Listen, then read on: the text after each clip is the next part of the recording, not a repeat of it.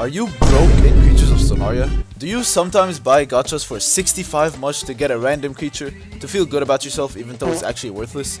Well, me too. Doesn't matter. I got rich, I can get whatever creature I want now. I'll tell you exactly what to do to get MUSH the fastest way possible. In this video is every possible way to earn MUSH in Creatures of Sonaria, in order from the fastest earning to the slowest. But before we start, I want you to comment down below exactly how much MUSH you have right now to either flex on everyone else or show us how broke you are. Oh, by the way, keep in mind the fastest methods are the hardest. So if you also want in on the slower methods, but you don't really have to do anything, just watch till the end and pick your favorite methods and focus on like one or two. So yeah, let's get you rich so you can buy, every creature in the game. Number 1 is trading. A lot of people are turned away by this, but don't click away. Wait. This is objectively the quickest way to make MUSH. There's just one catch. It's the hardest. As I said, this list is in order from quickest but hardest. You actually have to do this correctly. But don't worry, because I found a way to make it so much easier for you. I'm just gonna give you a step-by-step process on how to trade like a pro. Like me, obviously, If you're watching this and you don't know any values or have no idea how to get them quickly, worry not, I will save you. Just watch after. I'll explain to you how to get the value right after this part. The ultimate strategy and all of trading is so simple. It's literally just buy low, sell high. Just hop on a trade realm, and any trade you do, I want you guys to either buy something for lower than it actually is or sell something for higher than it is. So as you can see, this person wants to get rid of their Boreal for just 18k, even though it's worth like 20 to 25. So that's when we literally just do the 18k. Even if we don't want it, it's free value. Now that's how you buy low. You just look for the creatures that people are trying to get rid of. They'll take like anything. And then once you have that creature, you pretty much hold on to it until you find someone wanting it. And then they will probably like overpay or pay something really good for it. As you can see, this person really wants a Boreal. This is obviously very real, But because they want this Boreal, we can literally just sell it to them at a good price or an overpay. They will do it. They really want the creature. Even though we got it for low, Now, the only obstacle that should be in your way is, I don't know, the values. Two solutions for this. You can either go on the official Creatures of Sonaria Discord server and ask for a creature value every time you need it, or you can literally just use my updated value list in my Discord server. The link is in the description. You just have to like get to tier 2 in the server, which takes like 50 messages or 40, I don't know, it should take you like a couple minutes. By the way, the Creatures of Sonaria developers partnered with a website called Tradery, and they have their own page now. So it's tradery.com/Creatures of Sonaria, and it's also an app that you can download on your phone, or I'm just gonna put it in the description anyway. This app makes it so much easier to like sell your stuff in Creatures of Sonaria, you can see, and they partnered with Creatures of Sonaria themselves. So this is a trusted thing. You can go on Aritamak, for example. This person wants 3,000, so I'm not sure exactly how to do this. Yeah, we sign up and then we just send them a DM. So this can make trading so freaking fast for you if you're looking for something specific. Number 2 is death token grinding. If you don't already know, when you die, you get a little progress bar. Now, if you reach 1,200 points, you get this death token, which is worth 4 to 5k. The fastest way to get points and freaking like speedrun this progress bar is regional missions. Here is what missions mainly consist of, and the main problem is this hunger and thirst one. Each mission gives you 4 death points. Normally, your creature isn't hungry enough. Even if you go to other regions, you're not going to be able to do that hunger and thirst mission, because the hunger in your creature, it goes down so freaking slow. So you have to keep waiting like 10 minutes before doing each mission, which is so slow. So how do we fix this hunger and thirst problem? There's a creature called Born here. This is the creature we want to use for the death token grinding. It costs 250 MUSH to trial if you don't have it. Now, if you can't spend 250 MUSH on a trial to get the death token, which is worth 4 to 5k, then I'm gonna give you another solution, a very cheap creature to use, but let me just start with the Born here. The reason we want to use this is because it has an ability called Snow Shield, which drains your hunger and thirst, meaning you're always gonna be able to do that hunger and thirst mission, which is literally just the only thing that like stops people from grinding the death token. Now just grow this creature until you get that Snow Shield ability, and as you can see, if I use it, okay, I kind of missed. I should have used it on land. Oh my god. Alright, now let's use our Snow Shield ability, and I think we're actually gonna like trap something in the process. So yeah, he's just like chilling in there. Anyway, it makes us so much hungrier and thirstier. I feel like I said something wrong there. So yeah, our hunger is gonna be going down. Let's see. So now we can actually do the eating mission. As soon as you're done with the missions in an area, you want to hop on to the next area. Thankfully, we have our snow shield nerfed from last time, so we can drink again and finish these missions quickly. And then we get eaten by a giant Magnecidus, obviously. I don't think it's supposed to be part of the process. But yeah, you get the point. You just keep switching regions quickly and doing them missions. The only one you might have trouble with is to attack someone 5 times. Yeah. The next best creature is Flixlet. Thankfully, this one is for the brokies. It costs like 5 mush. This one is perfect in everything. It has a breath so you can do the attack a player 5 times. It has 4 burrows to place so you can like go anywhere in the map instantly. It's all terrain so you can do the in-water missions. But yeah, the only con is that the hunger goes down slowly. So it's going to be very, very difficult to do the eating missions. Now, if you choose Flixlet rather than Born here, I want you to spawn in and place a nest over here. Right around here.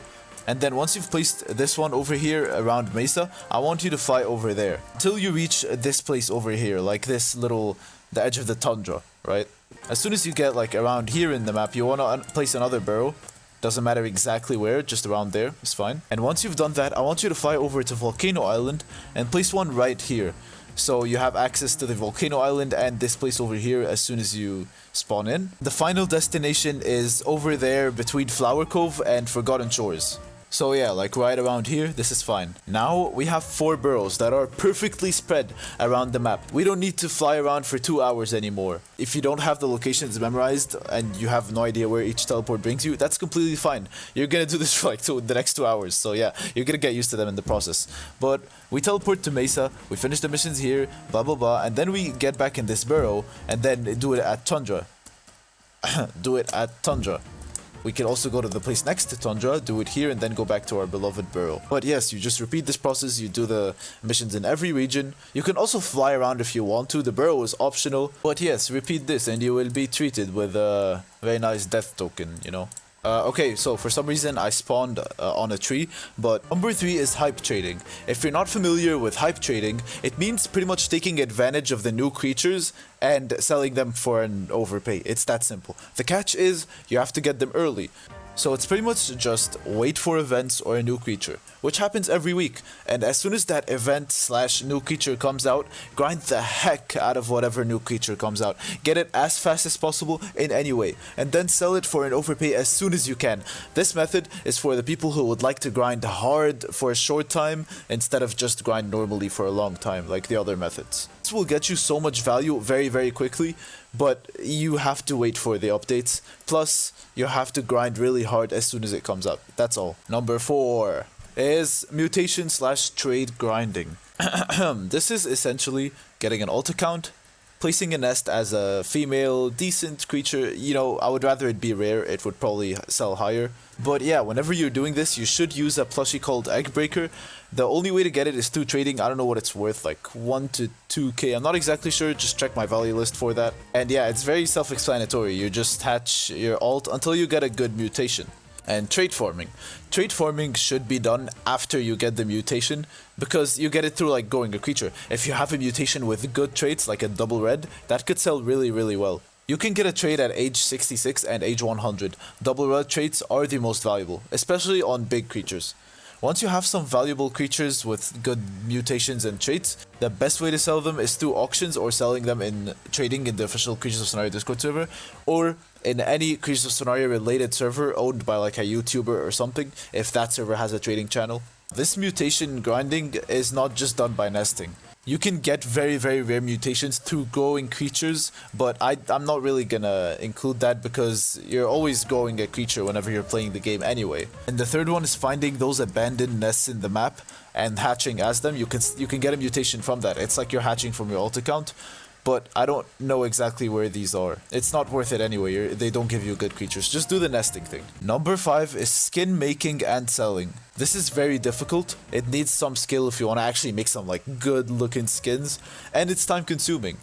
But if you do this correctly, you can mass sell them so you can make one skin and sell it like 100 times. So if you manage to do this and you advertise it well in a good way, you can get rich. So if skin making is your thing, definitely like practice this, get good at it, get good with the details. This is my friend Jessica over here. She pretty much does skins for a freaking living. She makes really, really good skins. Sells them for thousands. She gets so many DMs, she even got like an Oastriris for just one skin before. Now, how does she get those DMs? I mean, she's kind of known for skins, so she doesn't really need to advertise anymore, but she pretty much just advertises them in the trading channels in my Discord server and in the Creatures of Sonaria Discord server, and she has like her own little skin shop in my server. Look at this, it's very cool. I'm not sure if you can do this in the official server though. I'm actually gonna make a video soon partnering with Jess, making the perfect skin creating guide video. So yeah, subscribe for these because I'm about to create some freaking bangers, dude. Number 6 is the daily points method. So with daily points, you can actually get things like max gold tokens, revive tokens, like some valuable stuff. Well, actually, it's pretty much like only these two, the ones that you can sell. If you're subscribed to me, you probably already know about this because I made a video on it the second I discovered it, and I'm gonna sum it up for you so you don't have to watch it. It's pretty much just create alt accounts and log in Creatures of Sonaria every day, claim your reward from them, and then in like 2 days, you're gonna have a max growth token for each alt account you did this to. A max growth token sells for like 400 to 500. So if you made 10 alt accounts and got your daily reward for 2 days, that's an easy 5k in 2 days. You didn't even do anything, you just created a bunch of free accounts. And if you're not lazy like me, and you actually do like freaking 20 accounts, you will get so much more. Number 7, the last actual method. And this is my personal favorite, because I'm lazy, and this is the one where you actually don't have to do anything to get mush. And I want to let you guys know that this is pretty much impossible to like do forever now, because earthquakes happen. They rarely happen, but they will happen. So you can AFK farm until your chame like freaking dies, but yeah, get a chame. If you don't have it, man, you're missing out. I mean, look at this thing. It's a freaking like pancake. It's so cool. But yeah, get a trial. It's 50 mush. And then you want to go to like the center of the ocean. It's like this little place, right? And then you dive all the way down. You will see this little patch of grass. I like this one because it's covered by this roof, so you're not gonna get hit by the meteors. You just want to like place your beautiful chame over here. Put your mouse on this eat button and put an auto clicker that just like clicks every like 5 seconds. That's AFK farming. That's literally it. And now you're gonna get a bunch of mush until an earthquake comes and destroys you and your chame. Now there are 2 bonus mush making methods I must include. The first one is investing, and this is a kind of trading slash taking advantage of hype. So I didn't want to include it because that would be too much trading stuff. But it's pretty much looking at creatures, seeing what will rise in the long term. The creatures that rise in the long term are usually the ones that like just left an event. So this Simid stick, it's gonna start it's gonna start rising right after this event is over. It's gonna rise really slowly, but it will be like sky high in a year.